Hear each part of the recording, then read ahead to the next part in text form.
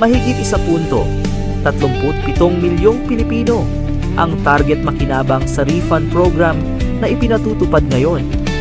Inilunsad ang balik ginhawa upang maibalik ang bahagi ng loan payments ng mga miyembro ng Government Service Insurance System. Mahigit 19 na bilyong piso ang inilaan para dito. Sa loob ng 3 araw, maaaring makredit ang refund. Isang hakbang na nakatuon sa agarang ginhawa ng mamamayan. Mahigit 1.37 milyong Pilipino ang target makinabang sa refund program na ipinatutupad ngayon. Inilunsad ang balik ginhawa upang maibalik ang bahagi ng loan payments ng mga miyembro ng Government Service Insurance System.